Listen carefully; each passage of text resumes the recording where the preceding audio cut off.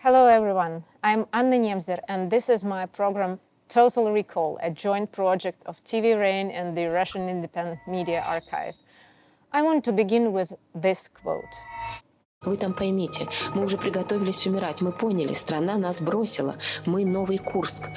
This is taken from an article by one of Russia's main journalists in the 2000s, Anna Politkovskaya. She's quoting Anna Andrianova, a journalist who was taken hostage during the Nord-Ost musical at the Dubrovka Theatre in October 2002. This terrorism act became known as just Nord-Ost when Chechen insurgents took 900 people hostage in Moscow. The year 2002 is, of course, firmly associated with Nord-Ost. A lot has been written, filmed, and said on the topic. All the references I will leave in the description. October 2002, 42 terrorists led by Mafsar Barayev occupied the Dubrovka Theatre in Moscow. It happened right in the middle of a performance of the musical Nord-Ost, a grand Broadway-style production, the first of its kind in Russia. Over 900 people were taken hostage. The audience, actors, everyone involved in the production. Among them were children because the musical was based on the adventure novel Two Captains by Veniamin Kaverin. So lots of kids were in the audience and lots of kids were in the cast. It's also important to note that one of the creators of Nord-Ost, Georgy Vasilyev, was in the building, but not in the auditorium at the time, and could have fled, but he stayed among the hostages voluntarily. This torment lasted 2 days and 3 nights. Then the building was stormed by the authorities. Every last one of the terrorists was killed on the spot.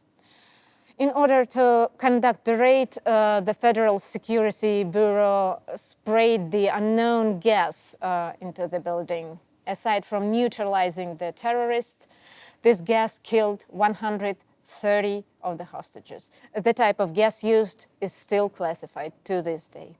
This is a very brief recounting on the tragedy, and I won't delve into all the details because I want to focus on a very few crucial points that this program aims to highlight, the checkpoints on a dictator's path to absolute power. The terrorists wanted negotiations. The negotiators approached them. Anna Politkovskaya was one of them, along with journalists like Mark Franchetti and politicians such as Boris Nemtsov and Irina Hakhamada, leader of the Social Liberal Party Grigory Yavlinsky, State Duma Deputy Aslanbek Aslakhanov, and ex-president of the Republic of Ingushetia, Ruslan Aushev. However, the terrorists did not find them to be of a high enough rank to negotiate with them. Anna Politkovskaya would plead with Barayev to allow water and juice to be brought into the building. She would convey the terrorists' demands to the control headquarters, a statement of the cessation of war efforts in Chechnya and the withdrawal of troops from one of the key regions. But neither she, nor Yavlinsky, nor the other negotiators possessed any real authorities and couldn't influence the people in charge. The terrorists understood this very well, and this made them angry. It's important to understand the context. Everyone, politician, operatives, all Russian, remembered the attack in Budenovsk in 1995, when terrorists held between 150 and 200 people hostage in a local hospital. That act of terrorism was committed by Shamil Basayev, an insurgent who claimed responsibility for the hostage crisis in the Dubrovka Theatre. The memory was still fresh enough. Everyone remembered the time when the Prime Minister, Viktor Chernomyrdin, yelled into the phone, "Shamil Basayev, speak louder." Now, these were real negotiations. Нет, утром 5 часов я, если уеду, вот тогда их освободим и уедем. А сегодня ночью я не поеду. Не надо вам ехать, тогда я еще раз. Подпустите сейчас женщин, больных и детей. Если они останутся ночью без них тоже. Я еще раз говорю, вы отпустите, там есть кому оставаться. Отпустите женщин и детей. These negotiations led to certain officials and human rights activists, Sergei Kovalyov, Valery Borshchev, Yuliy Rybakov, and Oleg Orlov, volunteering as hostages. In exchange for them, most of the initial hostages were released.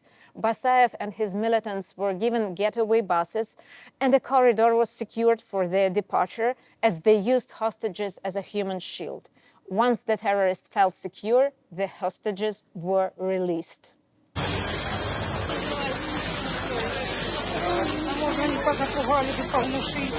And, this was a historical moment. It proved that crisis could be averted and lives could be saved, that a government official and a skilled business executive could pick up the phone and negotiate even with the terrorist and the murderer in order to save lives.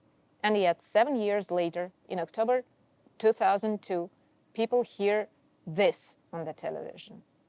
This won't turn into another Budyonovsk or Khasavyr. There will be no more political backtracking or decisions made with a gun to our heads. We are never going back to that ever again. This is Mikhail Leontiev, known as a journalist back then.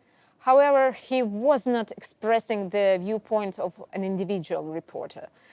This was the government's stance of terrorism. A certain someone formulated it perfectly a little while back. What Leontiev was saying wasn't an adjustment for this specific case. Even when people's lives are at stake, the party line is not to be questioned. This is vital, as it is not just a local incident from 2002. This is the new modus operandi. And it was not only the agitated viewers pinned to the TV screens who heard this. Terrorists and hostages also heard this because the television in the seized building on Dubrovka was working well, and Barayev and his people were following the news attentively. This made them even more furious. When they let us make calls, they would give us a task. Call and say that we need a protest on the Red Square against the war in Chechnya. Did the terrorists instruct you to do that?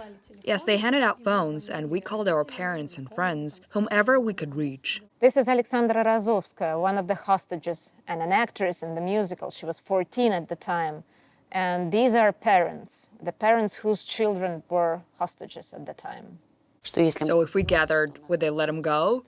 In any case, we went to the Red Square. We had no choice. We were like captured animals. We were ready to do anything. People started gathering, saying, "Let us go to the Red Square," but they didn't let us through. So this is the big picture. People are told by the terrorists, go to the Red Square and we will let your children go. But the government doesn't allow them even to enter the Red Square. Desperate parents went to the Vasilyevsky Spust, the closest place to the Red Square, where they could gather, or so they thought. At one point, a regular-looking bus arrived. There were no prison buses yet. Some kind of colonel came out of the bus, accompanied by a bunch of young soldiers, and we were ordered to knock it off. Вот все это прекращайте. We refused to leave, but almost a minute later, Andrei called and said that 13 children had been released. I will never acquiesce to any justification of terrorism. But in the case of the Dubrovka theater, it is vital to note that technically the terrorists were willing to negotiate. It was Putin who refused, and people saw that. There was a short message that the hostages would add to every transmission of the terrorist demand. Please tell them to not storm the building under any circumstance. That was our biggest fear. And the negotiators who came to the Kremlin after meeting with Barayev and tried to convey something to the officials understood they were being ignored. Another plan was already being put in action. You guessed it, the plan was to storm the building. On the evening of October 25th, General Viktor Kazantsev contacted the terrorists and told one of them, named Abu Bakr, that he was ready to negotiate in the next morning, October 26th. I am currently in Rostov. The first flight departs at 7 o'clock. I will be in Moscow around 9, and by 11 I will be there. That was a lie. At 5 a.m. on October 26th, the SWAT team released an unknown gas into the auditorium where the hostages and the terrorists and some of them were wearing explosive belts, were held. It had a smell and it was visible, and according to witness accounts, in a matter of seconds, when people realized it and realized that there was some sort of gas, they covered their faces with rags and lost consciousness a moment later. Why the terrorists didn't blow everything up right then and there remains a mystery. Moments later, the SWAT team stormed the theater and killed all the terrorists. Hostages were evacuated from the hall. Counterintuitively, this is the most tragic part of the story. А какой газ применялся? Говорят, что вот именно это помогло провести успешную операцию. Ну, о чем вы говорите? Ну, о тех средствах, которые передавали, что некоторые из пострадавших отравлены газом. Что многие террористы просто заснули, впрочем, как и заложники. И это помогло многих ли вы лично видели как бы спящими вследствие применения газа?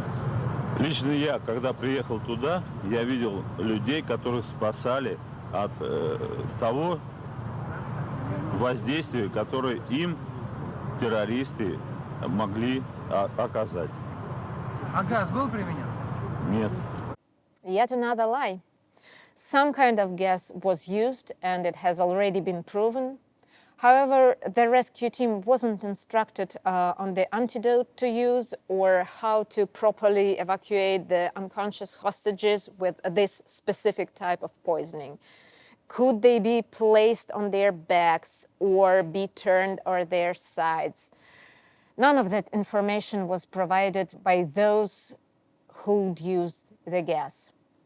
At the same time, some antidote was given out to special forces, but not to every fighter.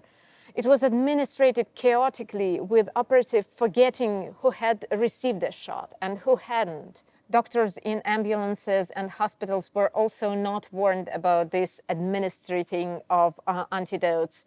They were expected wounded victims, but instead admitted people with a strange sort of intoxication. As a result, more than 100 people died. But that was not it. The relatives were not informed where their loved ones were, supposedly for the sake of the same confidentiality.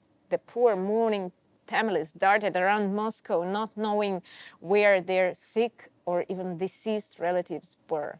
Скажите, неизвестные какие-нибудь пистолы там или нет? Вызовите кого-нибудь сюда, вызовите! The name of the gas has been not disclosed to this day.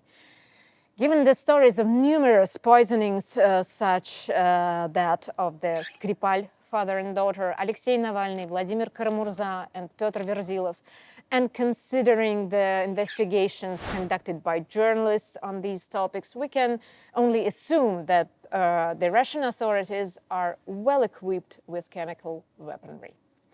However, back then, no Bellingcat or other investigative outlets existed to uncover the details. I'm not satisfied with this blank in this There death is a blank certificate. in the death certificate? A blank. So there is no cause of No. death. The next lie was broadcasted on television. Заявил, что никому из террористов The находившихся... head of the FSB claimed that none of the terrorists inside the theater building on Dubrovka managed to escape. According to Patrushev, most of them, 34 people, had been eliminated and the rest were captured, with investigators now working on their individual cases. This was a statement made by the Moscow Attorney General on this matter. All the terrorists got killed, and the FSB still hasn't answered this question. How did 40 people, heavily armed, with explosive, enter Moscow unnoticed, and why were none of them left alive to be questioned? Some of the criminals perhaps were allowed to flee, a small group. One of them got caught near the MTV camera crew. This is a statement from Vladimir Vasilyev, the Deputy Minister of Internal Affairs. I'm not sure who he is referring to, but suspect it might be Zaurbek Talkhigov. This is a Chechen who was in Moscow at the moment and found out about the tragedy on the television. Representatives of the Chechen diaspora in Moscow, employees of the Chechen administration and the Chechen representative office are ready to offer themselves as hostages instead of the audience members in the theater in the center of Moscow captured by the terrorists. This was announced by the representative of the Chechen Republic to the president of Russia in Moscow, Adlan Magomadov. And after that, deputy of the State Duma, Aslanbek Aslakhanov, called on all the Chechens in Moscow along with himself, urging them to get together and offer themselves in exchange for hostages, at least for women and children. And Zaurbek heeded the call. There was no exchange, but Zaurbek tried to help in any way he could. He spoke with Barayev over the phone from the control headquarters, with the consent and coordination of FSB employees. They thanked him for his assistance, and they arrested him immediately after the raid. He was the only person who went to jail after Nord-Ost and served 8.5 years, not even for aiding and abetting, for potentially aiding and abetting. In 2019, he gave an interview to Ekaterina Gardeyeva for her Nord-Ost film. You know what the point of it was? They thought I could have exhibited a sudden intention to assist the terrorists. They wrote it down in these exact words right in the courtroom. In 2020, he passed away at a young age, having irretrievably lost 8.5 years of his life. And Zaurbek Talhigov's case was no exception. During Nord-Ost, the authoritarian leader in the making demonstrated that human lives meant little to him and introduced yet another new practice. I want to say that, of course, this is a significant moral and political victory for Russia and for all of us. It is a tremendous achievement of the country's leadership and our special forces. He clearly stated that there were no casualties, and I still can't imagine, no one can imagine how. But we need to award all the organizers of this assault. We have no idea how they could have arranged it to this day. They all deserve a salute at the very least. The cracks that exist in the hall walls, which I'm aware of, I think we'll fix them. The main thing is not to let our faith crack. That is, faith in the president and faith in the power. Putin's playbook entry. Use any tragedy to your own advantage, even if you fail spectacularly at handling it. In December 2011, the European Court of Human Rights recognized that Russia violated the right to life of its citizens and awarded the relatives of the hostages with more than €1 million in compensation.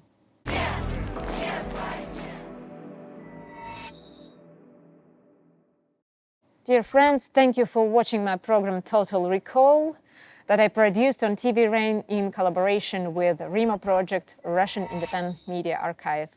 You can find all the links we used in this video down below in the description, additional materials and behind-the-scenes content in the Telegram channel of our archive, which is named Freedom Again. Svoboda снова. Stay under the rain.